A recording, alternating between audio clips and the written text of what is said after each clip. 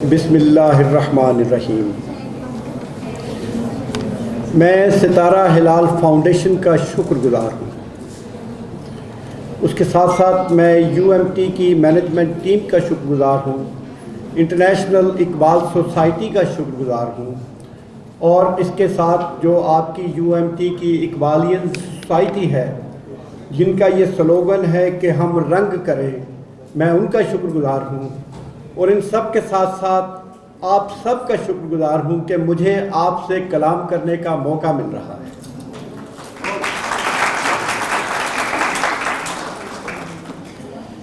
آج ہم یہاں جس عظیم المرتبت شخصیت کو خراج عقیدت پیش کرنے کے لیے حاضر ہوئے ہیں، تو یہ ہمارا شرف ہے کہ ہم ان کی محبت میں کشاں کشاں یہاں سب جمع ہیں، اکٹھے ہیں، اور ہمارے دلوں میں حضرت علامہ اقبال رحمۃ اللہ علیہ کی محبت کے چراغ جل رہے ہیں، اور ہم ان چراغوں کی روشنی سے آپ یہ دیکھیے کہ روشنی جب پڑتی ہے تو پھر ہی رنگ بنتے ہیں۔ علامہ اقبال کے ہمارے دلوں میں جل رہے ہیں، ان سے مہک آ رہی ہے، اور ہم سب اس مہک کے حصار میں اس وقت بیٹھے ہیں۔ میرا تعارف جس طرح سے انہوں نے کرایا، میں آنیسٹلی بہت ہی ٹروتھفلی آپ سب سے گزارش کرتا ہوں کہ اگر آپ علم حاصل کرتے ہوئے اور آگاہی کے سفر کے ساتھ ساتھ آگے بڑھتے جائیں،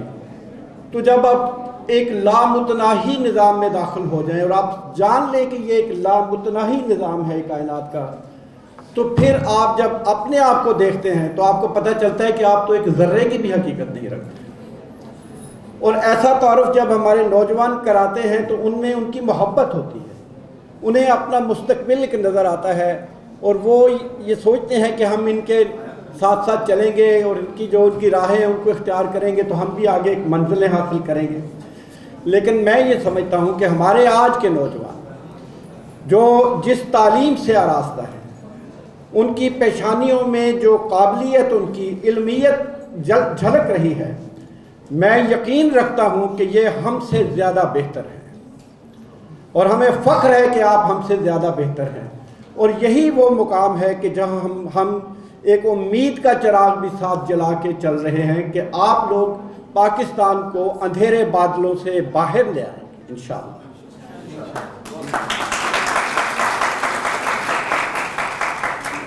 حضرت علامہ اقبال رحمۃ اللہ علیہ جنہوں نے ساری عمر دن رات امت مسلمہ کے لیے گریہ ازاری کی، ان کی راتیں، ان کے دن، ان کی صبحیں، ان کی شامیں، ان کا قلم، ان کی روشنائی، ان کا کلام، ان کی گفتگو، ان کا عمل، ان کا کردار، ان کے افکار، یہ ساری اگر آپ چیزیں کسی کی پوری زندگی پر جو ان پر محیط ہے وہ دیکھیں تو وہ 100% مسلم امہ کے لیے تھی۔ تو یہ کسی بھی شخصیت کی اتنی 100% ڈیڈیکیشن آپ کو کہیں بھی نظر نہیں آئے گی۔ تو یہ حضرت علامہ اقبال کے کردار کی محبت ہے کہ آج ہم یہاں ان کو خراج عقیدت پیش کرنے کے لیے جمع ہوئے ہیں۔ 8 نومبر 1977 کا سورج جب غروب ہو جاتا ہے اور رات ڈھلنے کے بعد جب صبح طلوع ہونے کے قریب ہے، مؤذن اذان دے رہا ہے، یہ وہ لمحہ تھا کہ حضرت نور محمد رحمۃ اللہ علیہ کی آغوش میں علامہ اقبال تشریف لا چکے تھے، اور ایک نرم و نازک خوبصورت نونہال ایک بچہ بہت پیارا پھولوں کی طرح مسکراتا ہوا، لیکن جیسے ہی آپ تشریف لائے اس دنیا میں تو ایک نظام قدرت ہے، فطرت ہے کہ آپ روئے۔ آپ کی وہ رقت، آپ کی وہ آواز، میرا ادراک کہتا ہے کہ وہ ان آذانوں میں شامل ہو گئی تھی جو اس وقت مؤذن دے رہے تھے، اور اس آواز کا سوز جب ان آذانوں میں شامل ہوا تو آج تک حضرت علامہ اقبال کے دل کی آواز اور ان کی سوز صبح گاہی جو ہے وہ ہم تک منتقل ہو رہی ہے ان اذانوں کے ذریعے۔ اور ہمیں یہ فخر حاصل ہے کہ 9 نومبر ہمیں مملکت خداداد پاکستان کو نصیب ہوا کہ چند ایام ہوتے ہیں کسی بھی سال میں، جو اقوام عالم کے لیے بہت اہمیت کے حامل ہوتے ہیں۔ پاکستان کی خوش قسمتی ہے کہ ان ایام میں ایک 9 نومبر ہے اور ایک 25 دسمبر ہے، کیونکہ جب بھی ہم علامہ اقبال کا نام لیں گے تو ساتھ ہی حضرت قائد اعظم کا نام آئے گا۔ ممکن نہیں ہے کہ ہم ان دونوں کو جدا کر سکیں۔ تو جب سورج طلوع ہوا 9 نومبر کا، تو اس نے یہ کہا کہ یہ نرم و نازک بچہ جو مجھے نظر آ رہا ہے، یہ نرم و نازک نہیں ہے، اس کے اندر ایک حریت ہے، اس کے اندر رزم ہے، اور میں تو غروب ہو جاؤں گا آج، لیکن اس بچے کا سورج جب طلوع ہوگا تو وہ بلندیوں پہ جا کر اس طرح سے چمکے گا کہ وہ کبھی بھی غروب نہیں ہوگا۔ اور یہ کہنے کے بعد سورج تو چلا گیا، لیکن وقت نے ثابت کیا کہ وہی بچہ حضرت نور محمد کی آغوش میں پروان چڑھتا ہوا، اپنی ماں کی آغوش میں پروان چڑھتا ہوا، اس نے وہ مقام حاصل کیا کہ آج ہم اسے مفکر پاکستان، حکیم الامت، ہم انہیں دانشور اور ایک فلاسفر کی حیثیت سے جانتے ہیں۔ اور آپ یہ دیکھیے کہ پھر انہوں نے جو فلسفہ خودی پیش کیا، جو فلسفہ بے خودی پیش کیا، جو فلسفہ شاہین پیش کیا، جو فلسفہ مرد مومن پیش کیا، تو اور یہ ایسے فلسفے ہیں کہ جنہوں نے اقوام عالم میں تہلکہ مچا دیا، اور اس کی بازگشت جو ہے وہ ہمارے دلوں میں آج تک گونجتی ہے۔ لیکن جو اہم ترین بات ہے کہ ان ساری جو خدمات ہیں، آپ کے یہ جو سارے ٹائٹلز ہیں، میں یہ سمجھتا ہوں، میرا ادراک یہ کہتا ہے، اور آپ مجھ سے متفق ہوں گے کہ ان سب سے بڑا ٹائٹل جو حضرت علامہ اقبال کے پاس تھا وہ تھا ان کا قاری قرآن ہونا۔ ہم نے سن لیا، ہم سنتے رہتے ہیں قرأت، بہت قاری ہیں، بہت حفاظ اکرام ہیں جو قرأت کرتے ہیں۔ واللہ اگر ہم دیکھ لیتے کہ علامہ اقبال کیسے قرأت کرتے ہیں تو اس وقت ہماری آنکھوں سے اشک رواں ہو جاتے۔ علامہ اقبال جانتے تھے کہ اگر اللہ سے باتیں کرنی ہو تو آپ نماز پڑھیے، اور اگر آپ یہ چاہتے ہیں کہ اللہ آپ سے باتیں کرے تو پھر قرآن کی تلاوت کریں۔ ان کے والد محترم نے ان سے کہا تھا کہ اقبال قرآن ایسے پڑھا کرو کہ جیسے قرآن تم پر نازل ہو رہا ہے۔ تو پھر علامہ اقبال نے جب والد گرامی کی اس بات کو پلے باندھ لیا اور اپنی زندگی کا حصہ بنا لیا، تو وہ جب قرآن کی قرأت کرتے تھے تو قرأت کے ساتھ ساتھ ان کے اشک رواں رہتے تھے، اور قرآن بھیگتا چلا جاتا تھا، اور آیات جو ہیں وہ ان کے آنسوؤں سے معطر ہوتی چلی جاتی تھی، مزید معطر ہوتی چلی جاتی تھی۔ ان کے قرآن مجید آج بھی اگر موجود ہے، اس کو دیکھا جائے تو اس کے ایک ایک پاکیزہ حرف پر میں حضرت علامہ اقبال کے آنسو بھی شامل ہیں۔ اور انہوں نے پھر قرآن کا اس طرح سے مطالعہ کیا کہ لوگ دیکھتے تھے کہ آپ کی ہچکی بن جاتی تھی۔ ایک عجیب منظر ہوتا تھا جب آپ قرآن کی تلاوت کرتے تھے، اور ایسے عالم میں جب آپ نے اپنا قلم اٹھایا تو وہ تلاوت کی اس کا نور اور اس کی روشنی وہ آپ کے کلام میں شامل ہو گئی آپ کے ساتھ۔ پھر قرآن آپ کے ساتھ باتیں کرنے لگا، اور ان کا جو کلام ہمارے پاس موجود ہے وہ علامہ اقبال کا کلام تو رہے گا، لیکن دراصل اس میں تائید عز بھی ہے، اس میں قرآن کی آیات بول رہی ہیں، پکار کر ہمیں پیغام دے رہی ہیں، جو ان کی گریہ ازاری کا اثر ہے، ان کی تاثیر ہے، وہ ان میں شامل ہے۔ اسی لیے علامہ اقبال کا شعر جو ہے ہمارے سیدھا دلوں میں پیوست ہوتا ہے کہ محمد سے وفا تو نے تو ہم تیرے ہیں۔ کون لکھے گا، کون کہہ سکتا ہے؟ یہ تائید عزتی تھی کہ محمد سے وفا تو نے تو ہم تیرے ہیں،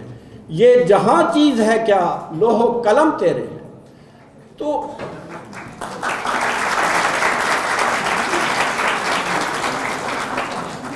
اس شعر کو ہی اگر ہم سمجھ لیں اور اس کی گہرائی میں چلے جائیں، آگاہی ہمیں حاصل ہو جائے تو ہماری زندگیاں بدل جائیں۔ مجھے ذاتی طور پر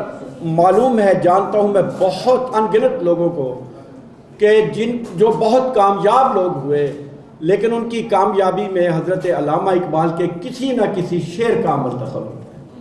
اشعار جو ہیں لوگوں کی تقدیر بدل دیتے ہیں، علامہ اقبال کے اشعار لوگوں کا کردار بدل دیتے ہیں، اور جنہوں نے انہیں سمجھا،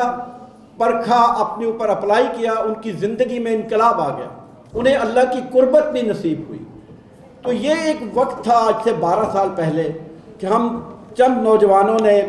اور میں بھی اپنے آپ کو آج بھی علامہ اقبال کے کلام کی جو گرمی ہے اس سے میں اپنے آپ کو بھی آج جوان سمجھتا ہوں۔ میں بھی ان جوانوں میں شامل ہوں کہ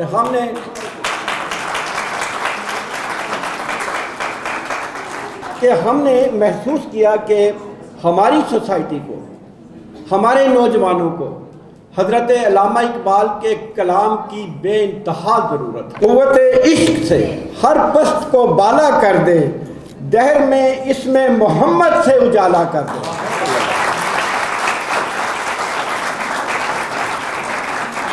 اور چونکہ میں UMT management and sciences university میں موجود ہوں، تو آپ لوگ جانتے ہیں کہ حضرت علامہ اقبال کی جو سب سے بڑی خواہش تھی زندگی میں وہ کیا تھی؟ ان کی خواہش تھی، انہوں نے پوری دنیا سے سائنس کی کتابیں منگوائیں، اپنی لائبریری میں رکھی، ان کتابوں کو مطالعہ کیا، اور یہ ان کا مطالعہ تھا کہ انہوں نے پھر بہت سی پیشین گوئیاں اپنی شاعری میں کی، جس میں ایٹم بم کی بھی پیشین گوئی تھی، جس میں ٹیسٹ ٹیوب بیبی کی بھی پیشین گوئی تھی، اور بہت سی بھی، جیسے سبق ملا ہے یہ معراج مصطفیٰ سے مجھے کہ عالم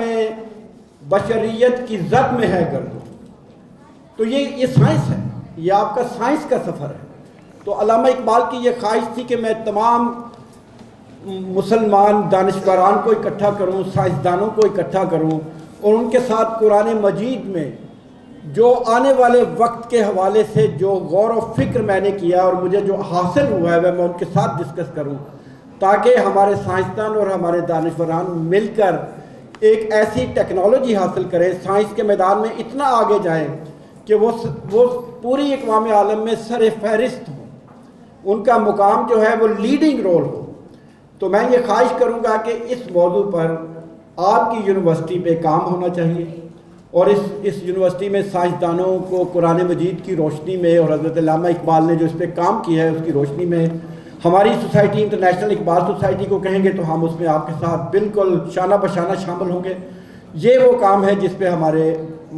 حکومت پاکستان کو کام کرنا چاہیے، اس UMT یونیورسٹی کو کام کرنا چاہیے، جتنے بھی ہماری ٹیکنالوجی کی یونیورسٹی ہیں ان سب کو کام کرنا چاہیے کہ علامہ اقبال کیا چاہتے تھے، وہ مسلمانوں کو ٹیکنالوجی میں کہاں دیکھ رہے تھے، تو ہمیں وہ کام کرنا ہے تاکہ ہم وہ منزل حاصل کر سکیں۔ ایک اور ذمہ داری جو میں جو ہے وہ نبھانا چاہتا ہوں، ہم جب یہاں حاضر ہوئے تو میرے ساتھ محترمہ یاسمین بخاری صاحبہ تشریف لائیں۔ وہ حضرت ان کا نام یاسمین ریاض شاہ بھی ہے، وہ ہمارے ملک کے ایک عظیم شخصیت کی سب سے بڑی صاحبزادی ہیں، ان کا نام ڈاکٹر ریاض علی شاہ ہے۔ بعض نام ہوتے ہیں جو تاریخ میں کچھ پس منظر میں چلے جاتے ہیں، لیکن ان کا نام ایسا ہے کہ وہ آج بھی جگمگا رہا ہے۔ اس کی بہت سی وجوہات ہیں، لیکن پہلی وجہ یہ ہے کہ جب حضرت قائد اعظم بامبے سے کراچی تشریف لائے شفٹ ہو گئے تو ڈاکٹر پٹیل نے اس وقت جو ان کا علاج کر رہے تھے، انہوں نے وہاں جو علاج ہو رہا تھا، حیرت کی بات ہے کہ وہ کینسر کا علاج ہو رہا تھا، کینسر کا، جبکہ انہیں ٹی بی تھی، اور اس وقت بر صغیر پاک و ہند میں صرف ٹی بی کے ایک ہی ڈاکٹر تھے، ڈاکٹر ریاض علی شاہ، جو لاہور میں رہتے تھے۔ چنانچہ انہوں نے ریفر کیا، فائل انہوں نے بھیجی ڈاکٹر ریاض علی شاہ صاحب کو، آپ نے ایگری کیا کہ میں آپ کا علاج کروں گا، اور یہ بھی وعدہ کیا کہ اس کا ذکر کسی سے نہیں ہوگا، اور پھر انہوں نے اس وعدے کو نبھایا اور کسی کو پتہ نہیں لگنے دی، ایون اپنے فیملی ممبرز کو بھی انہوں نے نہیں بتایا کہ میں قائد اعظم کا علاج کر رہا ہوں۔ کتنی طاقت چاہیے اتنی بڑی سروسز کو یوں اپنے اندر چھپانے کی، تو انہوں نے یہ کارنامہ ادا کیا کہ کسی کو خبر نہیں ہونے دی۔ نتیجتاً جب پتہ چلا کہ قائد اعظم کو ٹی بی تھی، پاکستان بن چکا تھا، تو لارڈ ماؤنٹ بیٹن نے اپنی کتاب میں لکھا کہ اگر ہمیں پتہ چل جاتا کہ قائد اعظم کو ٹی بی ہے تو ہم پاکستان ڈیلے کر دیتے۔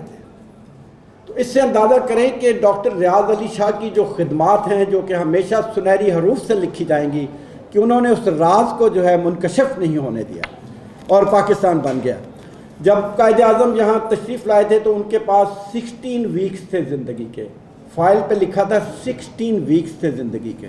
لیکن جب ڈاکٹر ریاض علی شاہ صاحب نے علاج کیا، اتنے خلوص سے علاج کیا، اتنی خوبصورتی کے ساتھ کہ ان کی عمر جو ہے وہ بڑھ کر 1 سال 8 ماہ تک چلے گی، اور 9 ستمبر 1948 میں جا کے آپ دنیا سے گئے، جب پاکستان 1 سال ہو چکا تھا، گزر چکا تھا، بن چکا تھا۔